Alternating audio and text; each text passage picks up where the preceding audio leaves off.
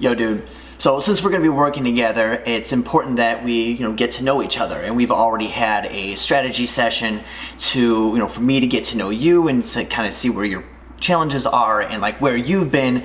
But let me give you a little bit about myself so you can kind of see where I'm coming from. So grab yourself a cup of coffee or something and let's dish. Let's dish. That's funny. All right. So, as a dating coach, most of us are guys that just like were rejected by women and like felt like they were unworthy, and then somehow cracked the code to figure out how to not feel like a loser. That's not really where I came from. In fact, I always was rather kind of charismatic with women, a natural, as you would probably say. Even in 8th grade, I was the guy that everyone went to learn about women, right? And I was a little bit of a player, like in middle school and in high school. But then I realized that, girls were into me, but they didn't really respect me. So no one wanted to be my girlfriend. They'd like make out with me at parties, but they didn't want to like be like, hey, I'm with him. So I was like, okay, I'm gonna change my ways. And I got into a relationship. And that relationship started when I was 15, and I ended up getting married to this woman when I was 21. And at 23, we decided to separate and get a divorce. It just, in that marriage, it's, we just were two very different people. She had a lot of, social anxiety, and I'm naturally a really social guy, so that didn't work. She was more introverted and liked to read, and I'm dyslexic, so like that really didn't work out either. Needless to say, as good as a divorce can go, it did. We didn't have any kids. We split up, but after 9 years of being with one person, I found myself suddenly single. Now, at the time, I was working at, I owned a fitness company, a personal training concept, and I was making great money, a couple $100,000 a year. And I had a dozen employees, a $60,000 car. More money than I knew what to do with. I owned my own condo. I gutted it, rebuilt it into like the choice bachelor pad, and I was like, okay, I'm ready to start dating. And I thought this was gonna be a breeze, cause like, I'm already type of, I'm extroverted. I'm really good. I've been public speaking since I was like 13. So I figured, of course, I have all the parts that you need. I was in great shape because I was doing fitness modeling as well. I had a great job. I was making money. I had my own place. I was naturally extroverted, had no problem making friends. So like, I should be able to get any woman that I want. So I started talking to this girl that was like my lifelong crush. Me and her actually were boyfriend-girlfriend when I was in 6th grade, but like we never really talked to each other. You know how it goes. And in high school, we went back and forth of like, I like you, but you don't like me, and then you like me, but I don't like you. And we kind of played that cat and mouse game for, since we were in 6th grade. And I finally started, seeing her. And things were going really well. Like we would go out to dinner dates, and we would hold hands, and I would take her to get her nails done and a massage, and we would talk on the phone and text all the time, and I would be all smitten while I'm working and texting this girl, like feeling good about it. We were planning a vacation to Mexico as well. And I took her to Six Flags, and in the middle of being there, she's like, oh, my friend's got the party that she's hosting, and I want to go. And I'm like, I just like, I bought fast passes, like what the heck? So, she's, I was like, okay, well, I'll take you home. I would say yes to everything she wanted to do. And so, we're driving home, and I'm like, I really want to tell this girl, like, hey, I like you. Like, I want to be your boyfriend. I want you to be my girlfriend. And I was like, okay, I have everything. We have been seeing each other, and just be direct. Like, just tell her how you feel. That's the way to do it, right? So I said to her, I'm like, hey, we've been spending a lot of time together lately, and I've really been enjoying our time, and I've really started to like you. And she's like, I really see you more like just like one of my girlfriends. And I'm like, what? I'm like, are you kidding me? Like I felt so duped. I felt like you have been leading me on so bad. And it's like, and what's wrong with me? Why don't you like me? I have everything on paper, like that you make check boxes and all of them are checked, but you don't like me? Like, what the hell? And it just threw my paradigm just off so much on like what it was required to seduce in a woman and to have your dream girl. Like, this was my dream girl. And I was like, shit.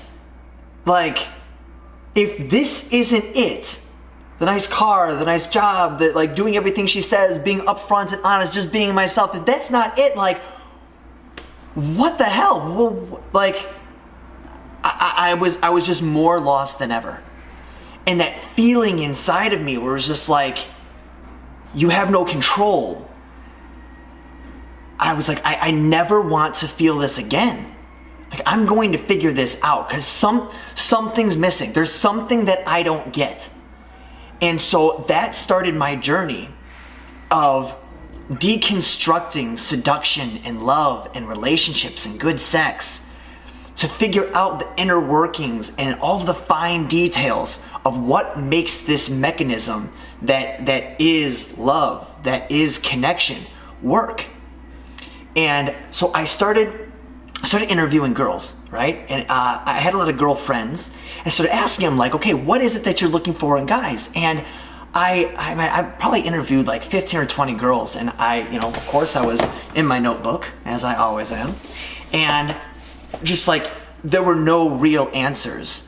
And, or they were just, I just honestly was more confused than when I started. I was like, okay, so it's not what you think it is, nice body, nice car, and all that stuff, okay? It's not what girls say that it is. So like, what the hell? So I'm like, okay, I have to try this. So I out of desperation, I started online dating. And this is back in like 2005 maybe. And so online dating was not as acceptable as it is now. And I met a couple girls on there, but they really weren't like the high quality girls. I met one girl that was like amazing, right? Her name was Julie. And we met online on Match.com or something like that. And we were talking on the phone a bunch, and she was sweet. She got me. She was everything. I live in Chicago. She lived in Milwaukee, so it was like an hour and a half away. And to save you a long story, I got catfished. And I'm like, okay, I tried the online thing, and that didn't work because I totally got taken, and that hurt really bad. Like, again, like, what am I doing wrong here? So I'm like, okay, I got to go out and I got to meet women out there, right? So I started going to nightclubs, and I started going downtown and going to bars and meeting girls, and I would go out there and I would spend a bunch of money, and I'd be buying drinks, and I met this one girl named Leah. And I was like, yo, this girl was a total smoke show. And I met her because I was sitting at a table that I had purchased, and like I was in with the promoter, and she was there, I was there, and part of our social circle, and I was like, yo, hey, what's up? And she's like, hey, and I got her number, and we went out on some dates, and I took her on one date, picked her up in my fancy car, and took her to a fancy place, and we made out, right? But it didn't. I tried to escalate like to sex, and it was like, I felt like, okay, we're at your house, we're making out, like, let's have sex. And she was like, no. And I'm like, well, why are you playing this game with me? Like, you clearly like me, I clearly like you, and we clearly had a good date. Like, what's your problem? And so didn't make any sense. And then I ended up seeing her. I ended up seeing her a couple more times. And I remember the last time that I saw her, like, we went to a Sox game, and we had box seats. Like, one of my clients was like an executive for the company that owned the stadium. So I had these choice seats, and she was basically on her phone the whole time. And then I was like, this girl is just like a pretty girl that's trying to leech off me. And so I'm like, I'm being taken for a ride. Like, I've spent a lot of money on this girl, and like, she does not answer my text back. She was really, really flaky. And I was like, shit, like, what am I doing wrong? So then I was like, okay, so like the nightclub thing wasn't working. And so it's like, well, all right, I just need to meet more women. And so I decided that like, I'm just going to meet women everywhere. And I'm just gonna start talking to them and see what happens. Like I got to a point where I was so frustrated and I was so lonely that I was fuck it. Like, I'm just gonna go for it. I'm just gonna take shots on goal. When I see someone, I'm going to look at them. Sorry, I got something in my eye. When I see a woman, I'm going to look at her and say, hello, how are you? And so I started doing that. I was at the grocery store and I'm walking by and I see the pharmacist. I walked by and I was like, hey, can you help me, choose a nasal spray? And we started talking, and I ended up getting her phone number, and I went on a date with that girl. And I was like, okay, right? I went to a coffee shop. I brought my computer, I brought my notebook, and I just started working. And before I left, I would have to go and talk to a girl and go get her phone number. And I did that. And then I got her phone number. We went on a date, and after a couple dates, we slept together.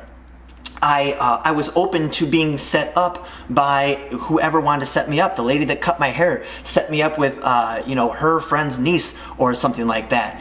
And I just took the shot, and I was like, okay. And I ended up sleeping with that girl on the first on the first night. And I was like, okay, I'm starting to get the hang of this. So then it was just like, okay, be social, make connections, just connect with anyone. Even take the connection as far as you can. Start with eye contact, then say hello, then say a sentence to them, then get their name, then have a conversation, then then get their contact information, then start talking to them, then ask them out, then go on a date, then take her home, then see what becomes of it. And it was like I would just push each interaction as far as I could. So if it was just eye contact that I could do, I was doing it, but I wasn't breaking eye contact. And so after, and here's where it got good. Like, I started taking notes and deconstructing all of this. So every time I met a woman, I went into the notes app in my phone, and I would write her name down. I would write down, okay, here's what happened, here's what I said, and here's how I felt, and then here was the result. And I kept notes on this. And so then it wasn't just like, okay, wherever I'm at, I'm gonna go meet girls. Like, I went out to go meet girls. I would go to restaurants by myself, and I would sit at bars by myself. There was a time I was going out 4 nights a week by myself without drinking, just to go meet new girls. And just collecting phone numbers and essentially getting them in that funnel. And if you know how marketing works, like it starts with their attention, right? And then like some type of interaction, and then you get their name, and then you get to market to that person. Well, it's the same thing with women. It's how many eyeballs can you get on you? How many conversations can you have? So it's not just about, I realize it's not just about like, scanning the room, and just throwing a dart at that girl. And I was like, how many darts can you throw? No, you cast a wide net. And I started figuring things out, and it was like, wait a minute, women don't want things. They want experiences. And I started realizing, like, the more beautiful a woman was, the more inherently bored she was, because there's just so many men that are trying to get approval of and get in her favor that and most men behave the same. So it's like, when you hear the same song 10 times, you start getting bored. But if you hear that same song 1,000 times, you're gonna go nuts.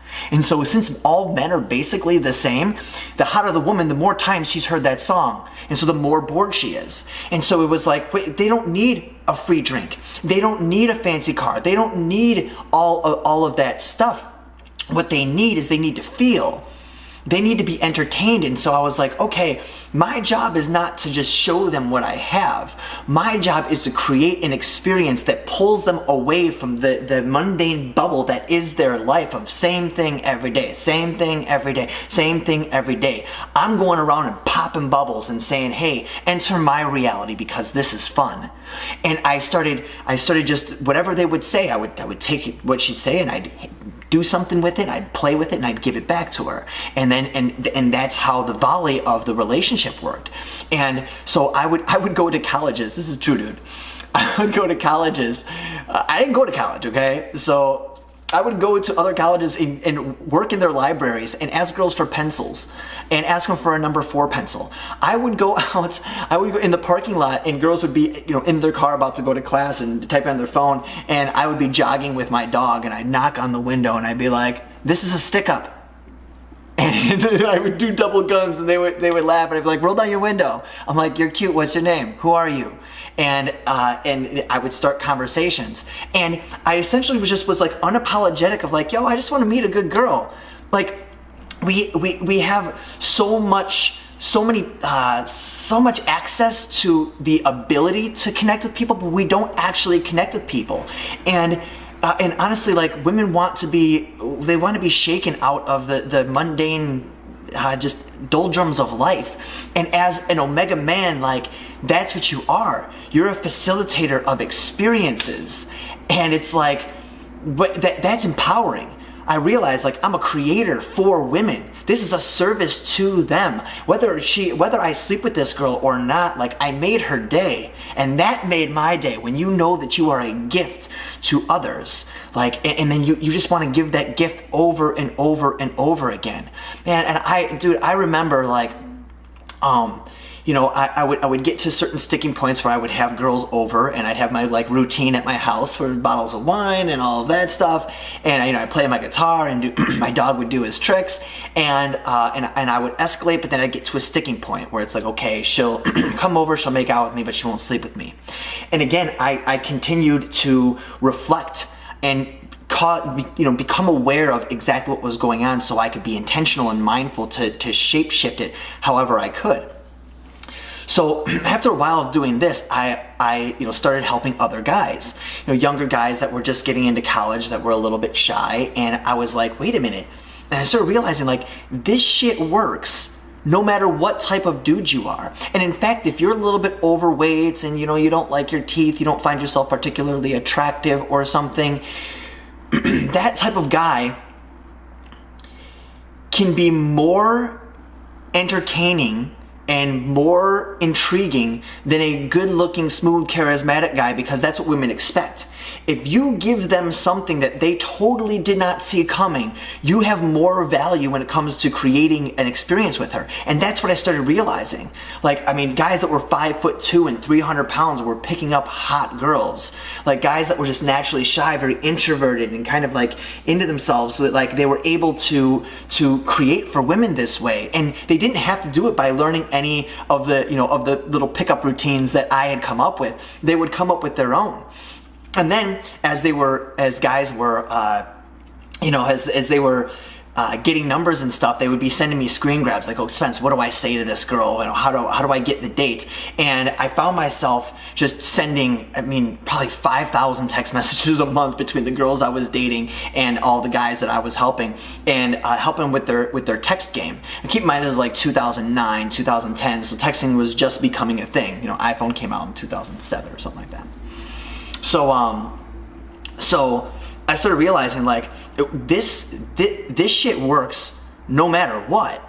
And it's like, oh man, I don't need the cars and the clothes and all of that. I don't need that.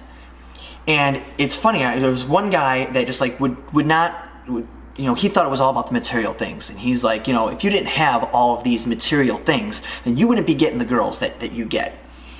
And lo and behold, in 2008, 2009, my company got just destroyed, and I was broke as dick.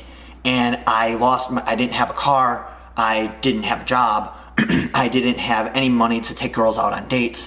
And I was like, oh my gosh, what if he's right?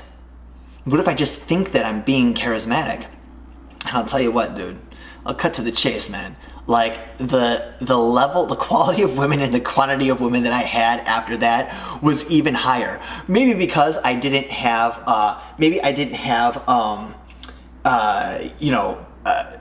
all the responsibilities of owning a business. I just had more time on my hands.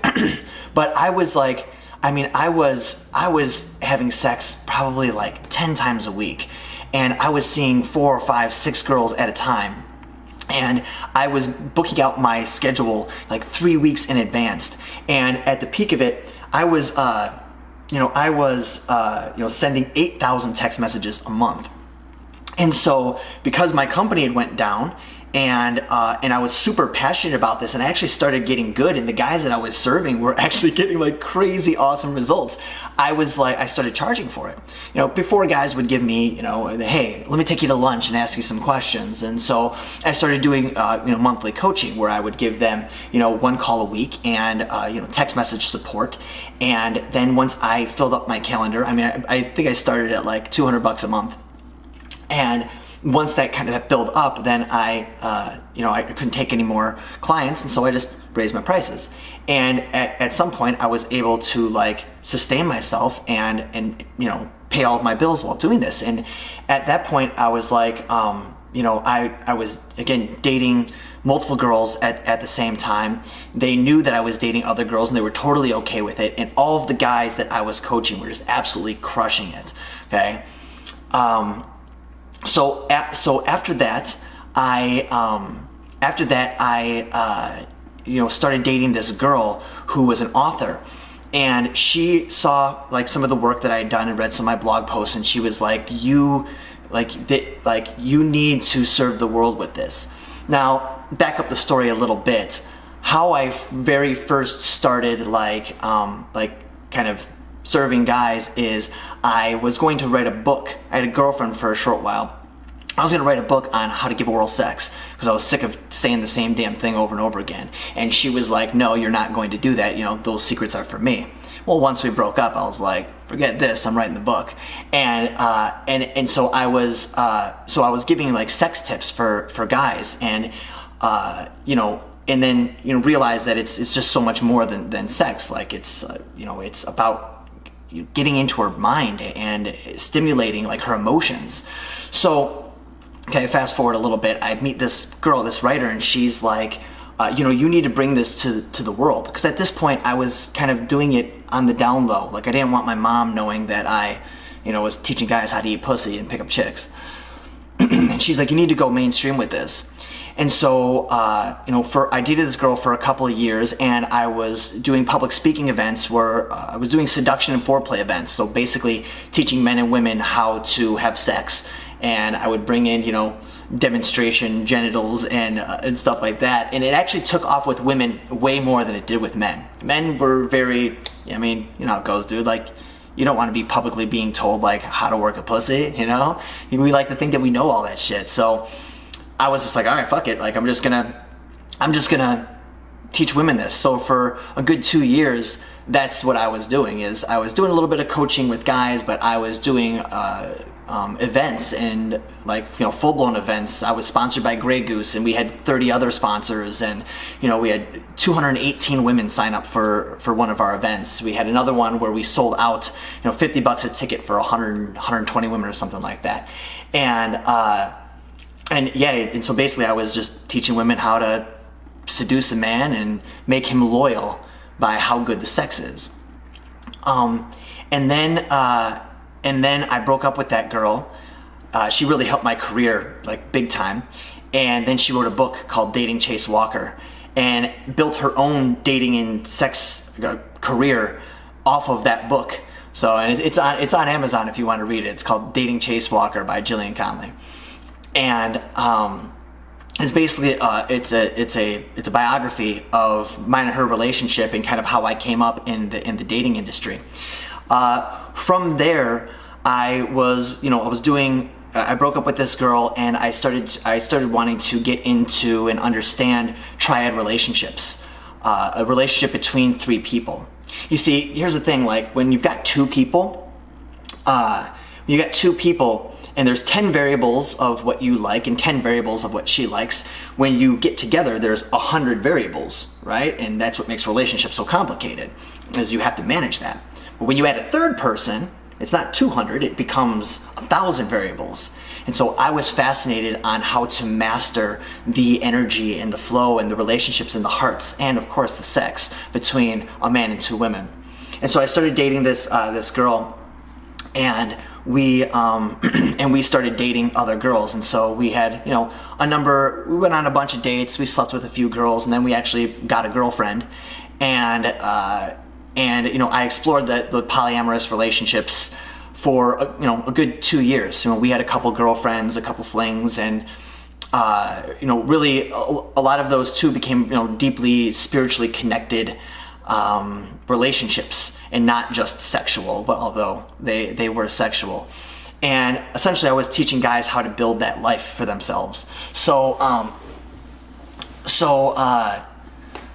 yeah, then it really became like, life is about more than just knowing what to say and how to be charismatic. If you're the type of guy that if you're the type of guy that you want to hang out with, getting women is really not that tough. Like, you can cut out a lot of the bullshit of the strategies and shit like that. So I started coaching, from a perspective of lifestyle. And I built an online course around that. I got signed by an agency, and I did that for a year.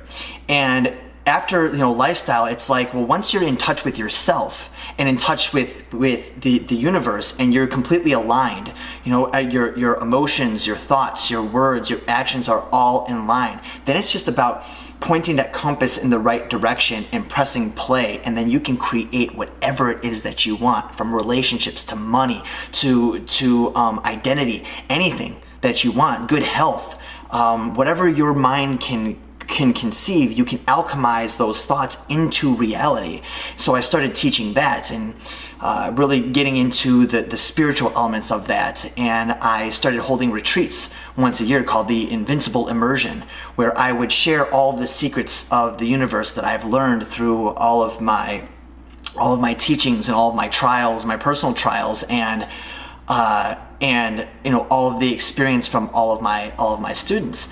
So then my coaching became more life coaching, where I really was teaching all elements of life, everything from productivity to spirituality to relationships to being social and all of that.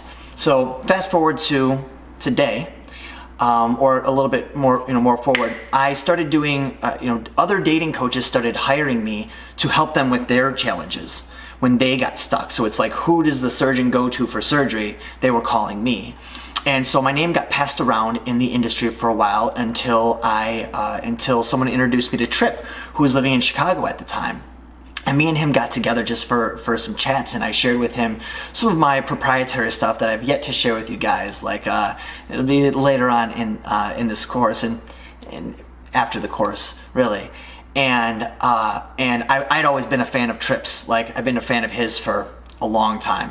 And he's like, I want to work together. Like, he had seen my coaching, and he knew what it was about, and I was like, hey dude, like, we don't really affiliate ourselves with anybody. We don't sell anybody else's products. We don't partner with anybody, but we want to work with you. And if it's not with you, then we're not going to work with anybody. We're just going to keep doing our thing. And that was an honor. Like, if you guys have seen, Tripp's channel and his advice, like, dude, like, there's no better in the game than Tripp. I mean, he's incredible. So he said, I want to put something together. He's like, dude, I want you to give me the best shit that you got. I want to give my audience in the Tripp advice community a masterpiece. And that's how we came up with the Omega Man program. So in this program, man, I'm going to give you not only these videos and these lessons, but I'm going to be giving you assignments and be holding you accountable, and be submersing you into this community, and be doing live coaching sessions with you, one-on-one sessions with you, and we're going to be doing group sessions together. We're going to be doing regression work, and we're going to tap into your greatness, and we're going to tap into your darkest fears and make you realize that you got nothing to fucking fear. So this has been a culmination of this entire story brought to this one point where all of the wisdom and all of the failure and all of the successes of myself and the thousands of guys that I've worked with come into a 12-week period in your life that essentially guarantees that after that, Life will never be the same again. You will never have to be lonely again. I'm going to take my 10 or 12 years of doing this and the collective years of all the guys that I've worked with and condense it into these 12 weeks and hand it to you. But it's up to you to take action, dude. So that's my story. It's good, sharing with you. I've enjoyed getting to know you, and I look forward to us working in the future, man. And here's the thing, dude. No matter what, shit sometimes is tough. That's just the way it goes. It's tough. But that's the reason that this is a course. This is a coaching program and not just a course. Because when you struggle, I'm here to help you navigate through that. All right? So get excited, get pumped, and remember to mark that time because shit's about to change forever. Peace.